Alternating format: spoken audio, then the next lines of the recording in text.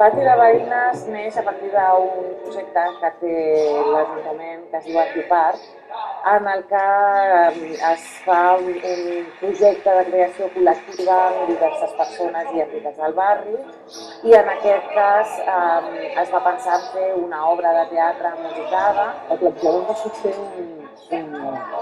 un guió i que s'intercalessin cançons per explicar entre el guió i les cançons com s'havia desenvolupat el barri fins als dies d'avui.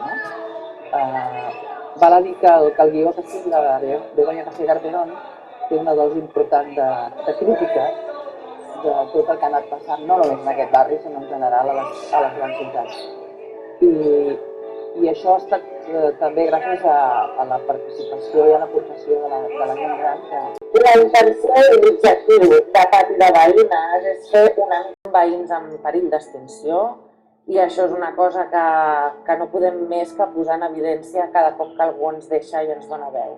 I en aquest cas doncs, ho volíem aprofitar bé i volíem explicar-ho més des del punt de vista d'aquesta gent gran nostra que ha viscut durant molts anys aquí. Alguns doncs, tenim persones que volten els 80 anys i han viscut tota la seva vida en aquest barri, d'altres que han arribat després, però gent que ha viscut 50 anys i que es troben a més amb aquesta situació tan trista que moltes vegades a molts d'ells ara mateix no els estan renovant contractes de lloguer que tenien des de fins i tot els seus pares o avantpassats que anaven més enllà, d'una banda, i d'altra banda que es troben que les seves famílies no poden arrelar-se en el barri, no poden quedar-se en el barri perquè no hi ha el mercat immobiliari no s'adapta als veïns.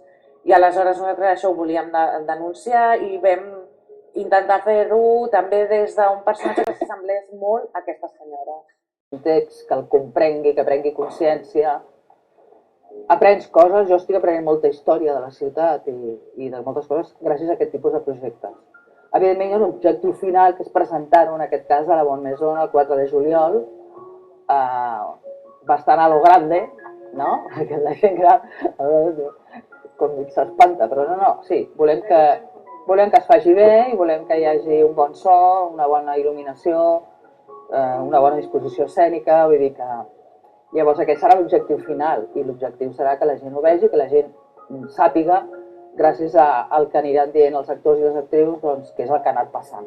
I hi haurà unes cançons que són d'aquestes diferents èpoques per les que anem passant, arrencant ja des de la infantesa d'aquesta gent gran, dels anys 40, em sembla que són, i l'època de joventut, perquè tot gira a l'entorn d'un personatge que no apareix en tota l'obra, que és l'Esperança, i de la que tothom fa esment. Sempre s'està parlant de l'Esperança i de quines situacions havia viscut ella. I gràcies a això s'explica tota una història d'un barri com és aquest gòtic nostre. Nosaltres juguem en aquesta obra amb dos moments temporals. L'actualitat, que és des dels carrers quotidians d'avui dia i des de les terrasses de bars, que és el que més tenim encara en aquest barri que realment podem utilitzar els veïns, doncs des d'aquest moment present parlem d'una veïna nostra que té Alzheimer o un problema gran de memòria i s'ha oblidat de qui són els seus veïns. Nosaltres amb això volem d'alguna manera personificar la imatge del barri gòtic, que és un barri que s'està oblidant de qui són els seus veïns. Jo no seré una turista ni una veïna trista que enmig d'aquesta ciutat se sent com dintre d'un forat. Vull passejant en segura pels meus carrers coneguts, tots empedrats de cultura, sense pensar on m'he fotut. Carrers amb gent portant maletes, fent molt soroll amb les rodetes. Carrers en obres, carrers en runes, estrets i amb cràters com a la lluna. Jo visc al gòtic, fallint, caòtic, jo visc al gòtic, de pur i exòtic. I a fora fan una mica fora total.